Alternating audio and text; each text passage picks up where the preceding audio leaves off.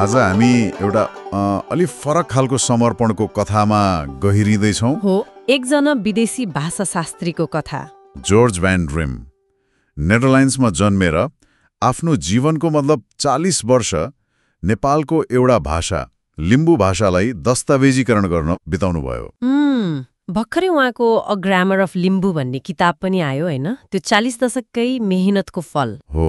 आज अब उहाँको यो यात्रा अनि नेपालमा मातृभाषाको अवस्था यो किन महत्त्वपूर्ण छ भन्ने कुराहरू अलिक खोतल्ने प्रयास गरौँ न। पक्कै पनि 40 वर्ष, त्यो पनि आफ्नो देश छाडेर अर्को भाषाको लागि, यो आफैमा ठूलो कुरा हो। साँच्चै उहाँ अहिले त स्विजरल्यान्डमा हुनुहुन्छ हैन? हजुर, बर्न विश्वविद्यालयबाट अवकाश प्राप्त प्रोफेसर। तर उहाँलाई सानैदेखि त्यो वेद, उपनिषद यतातिर रुचि रहेछ।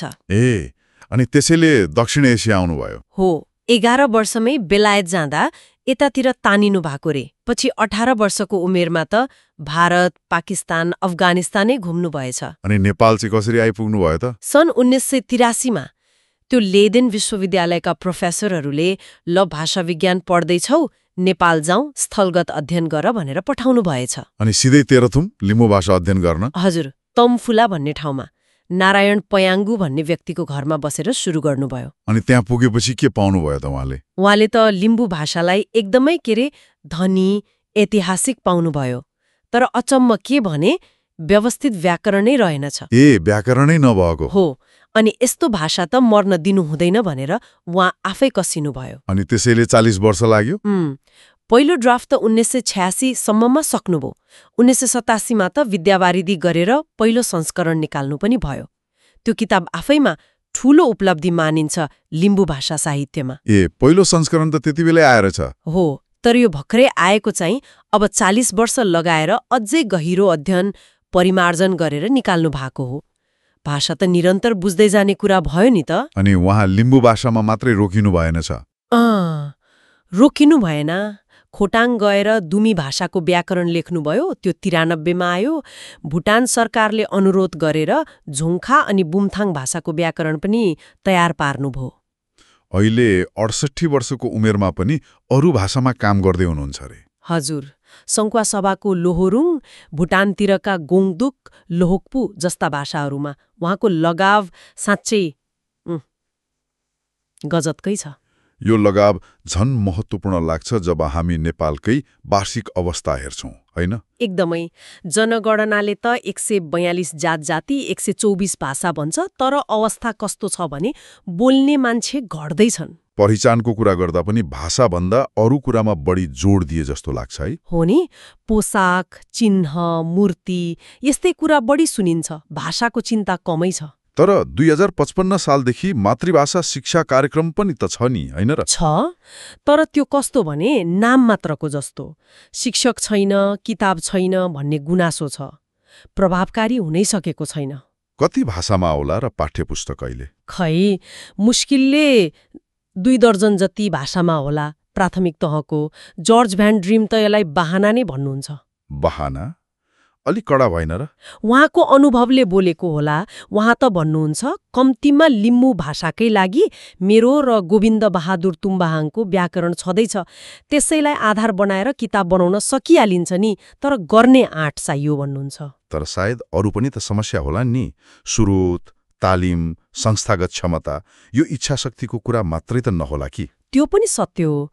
उहाँ आफै पनि नेपालको काम गर्ने तरिका देखेर अलि आशावादी हुनुहुन्न जस्तो छ। उहाँको यो पछिल्लो किताब पनि स्विस दूतावासले नसगाएको भए गाह्रो थियो भन्नुहुन्छ।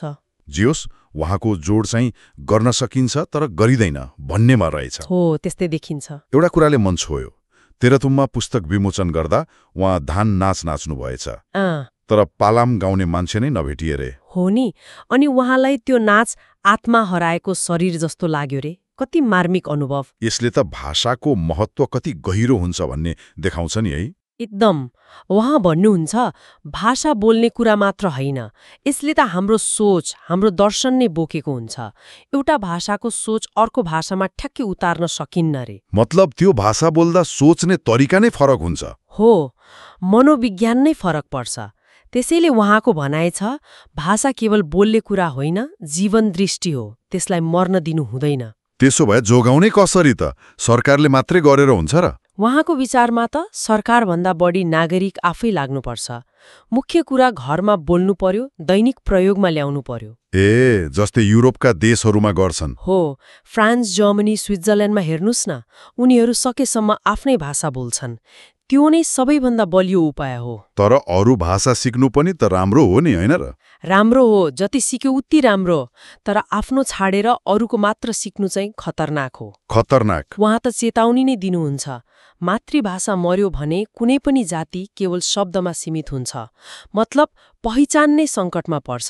आज हामीले जर्ज भान ड्रिमको यो समर्पण अनि नेपालको भाषिक अवस्था र यसको महत्त्वबारे साँच्चै गहिरो कुरा गर्यौं। र अन्त्यमा एउटा सोच्नुपर्ने कुरा छोडेर जाउँ न त। के कुरा? जर्ज भान ड्रिमले हालै नेपालका लिम्बू, राई जस्ता जनजातिलाई मङ्गोलियन भन्ने चलनमाथि प्रश्न उठाउनु भएको छ।